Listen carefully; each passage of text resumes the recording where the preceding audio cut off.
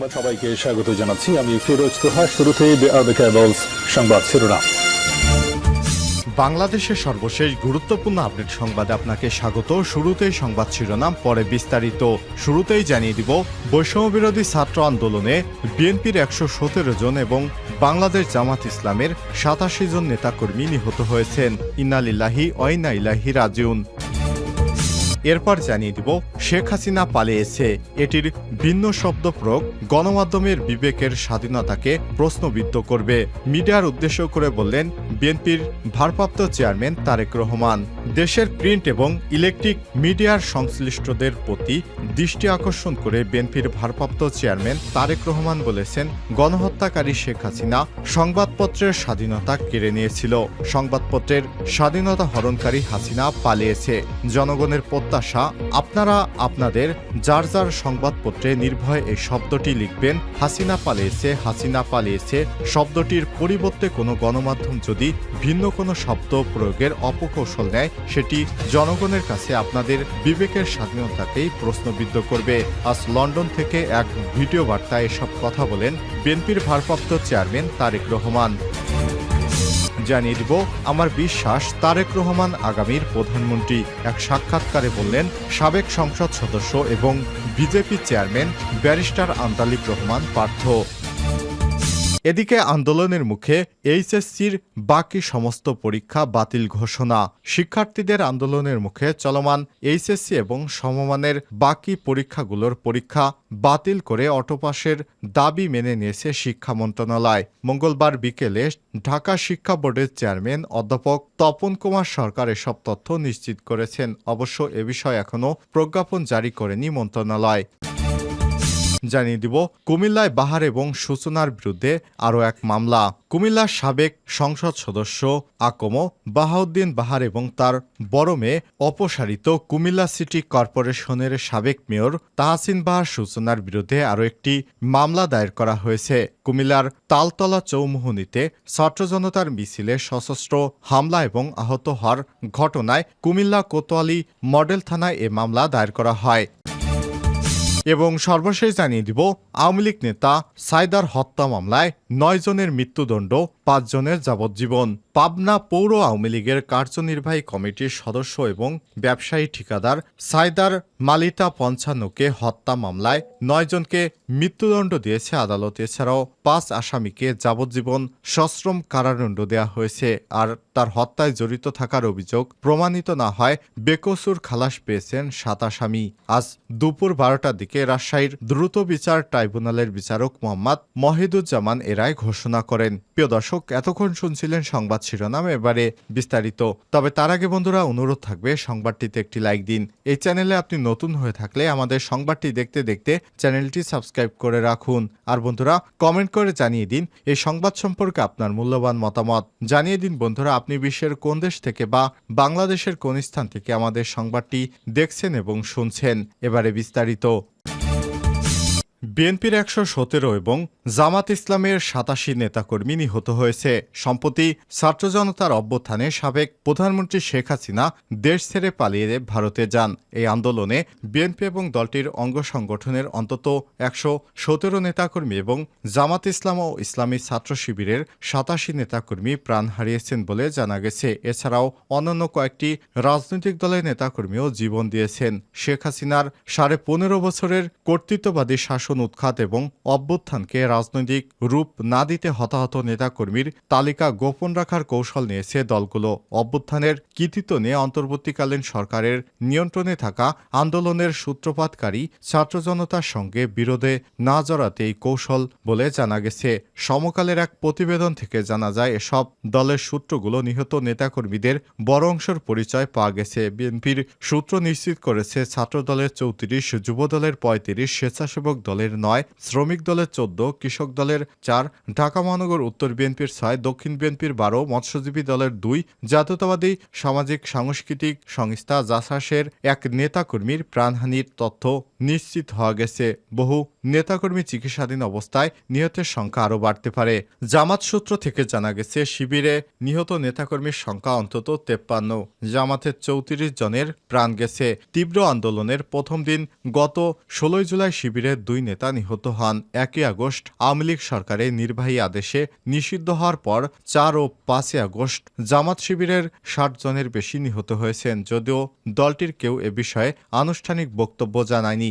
BNP এবং দলটির অঙ্গ সংগঠনের নিহত নেতাকর্মীর বেশিরভাগের প্রাণ গেছে 4 এবং 5 আগস্ট, যদিও সংখ্যা নিরূপণ করতে পারেনি দলটি। নুরুল হক নূরের নেতৃত্বাধীন গণ অধিকার পরিষদের 9 নেতাকর্মীর জীবন গেছে এই আন্দোলনে। সমকালের হিসাবে ছাত্র জনতার আন্দোলনে 223 জন নিহত হয়েছেন। জাতিসংঘের মানবাধিকার কমিশনের প্রাথমিক প্রতিবেদনে নিহতের সংখ্যা অন্তত 650 বলে জানা গেছে। সরকারি হাসপাতালগুলো থেকে 408 জনের লাশ পাওয়ার তথ্য জানিয়েছে।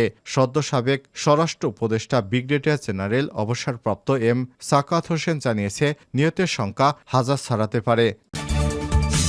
মিডিয়ার উদ্দেশ্যে তারেক রহমানের বার্তা, হাসিনা পালিয়েছে এটির ভিন্ন শব্দ প্রয়োগ গণমাধ্যমের বিবেকের স্বাধীনতাকে প্রশ্নবিদ্ধ করে।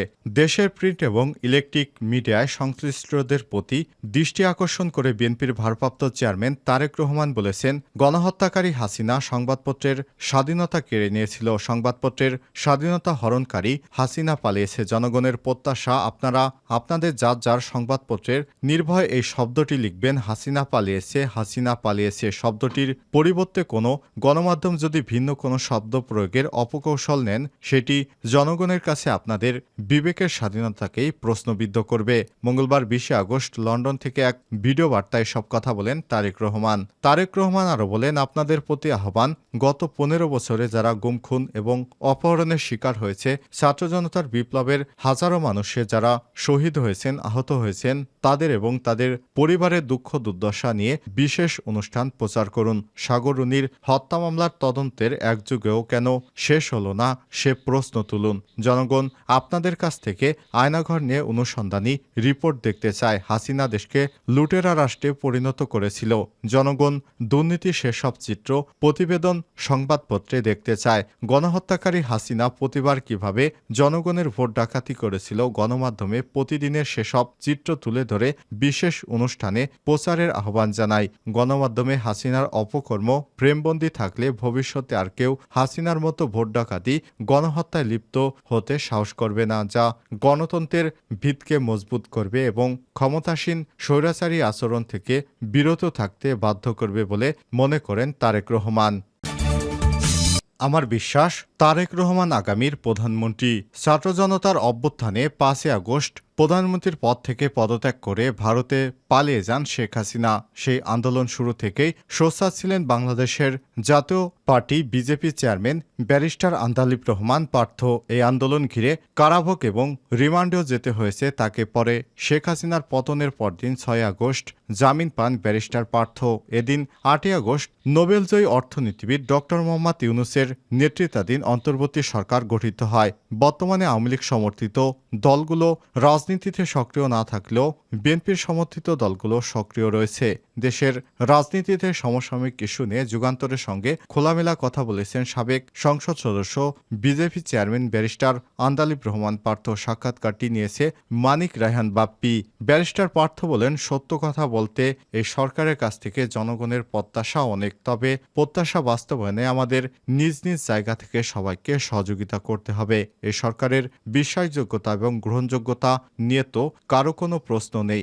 যারা এই সরকার তারা ব্যক্তিগতভাবে সফল মানুষ, যেহেতু তারা হঠাৎ করে আসছেন সেহেতু তাদের সুযোগ এবং সাহায্য ও সময় দিতে হবে আমাদের। ব্যারিস্টার পার্থ বলেন, তারা তো শুধু সুষ্ঠু নির্বাচনে কাজ হাতে নেয়নি, তারা যেহেতু রাষ্ট্র মেরামতের পরিকল্পনা করছে, কতটুকু এবং কিভাবে সংস্কার করবেন এখন পর্যন্ত তারা তো কোনো গাইডলাইনই দেননি। বিশেষ করে রাষ্ট্র মেরামতের কি কি গুরুত্বপূর্ণ কাজ হাতে নেবেন, কত সময় ওনাদের দরকার তা এখনো বলা যাচ্ছে না। কতদিন মেয়াদ হওয়া উচিত, বিশেষ করে 17 বছর ধরে মানুষ ভোট দিতে পারেনি, এটা আমাদের তীব্র আকাঙ্ক্ষা। আমাদেরও আকাঙ্ক্ষা আছে। মূল কথা হচ্ছে এই সরকারের সময়টা নির্ধারণ করবে তারা কি ধরনের রাষ্ট্র মেরামত করতে চান। এ সময় তিনি বলেন, আমার বিশ্বাস আগামীর ভবিষ্যতে বাংলাদেশের প্রধানমন্ত্রী হবেন তারেক রহমান।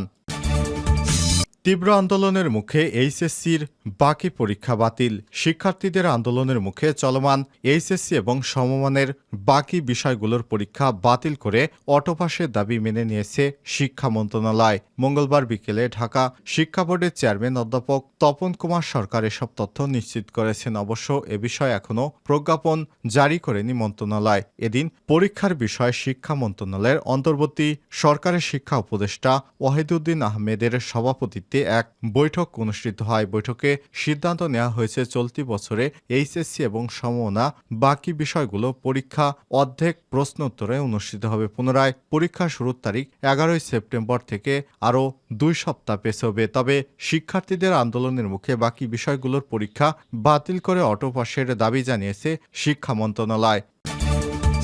কুমিল্লায় বাহার এবং সূচনার বিরুদ্ধে আরও এক মামলা। কুমিল্লার সাবেক সংসদ সদস্য আকম বাহাউদ্দিন বাহার এবং তার বড় মেয়ে অপসারিত কুমিল্লা সিটি কর্পোরেশনের সাবেক মেয়র তাহসিন বাহার সূচনার বিরুদ্ধে আরেকটি মামলা দায়ের করা হয়েছে। কুমিল্লার তালতলা চৌমুহনীতে ছাত্র জনতার মিছিলে সশস্ত্র হামলা এবং আহত করার ঘটনায় কুমিল্লা কোতোয়ালি মডেল থানায় মামলা দায়ের করা হয়। বাহার এবং সূচনা ছাড়াও আরও 223 জনের নাম উল্লেখ করে অজ্ঞাত 150 জনের বিরুদ্ধে মামলাটি দায়ের করেছে কুমিল্লার দক্ষিণ চর্তা তালতলার কাশেম মিয়ার ছেলে ছোটন মিয়া। কুমিল্লা কোতোয়ালি মডেল থানার অফিসার ইনচার্জ ফিরোজ মিয়া এসব তথ্য নিশ্চিত করেছেন।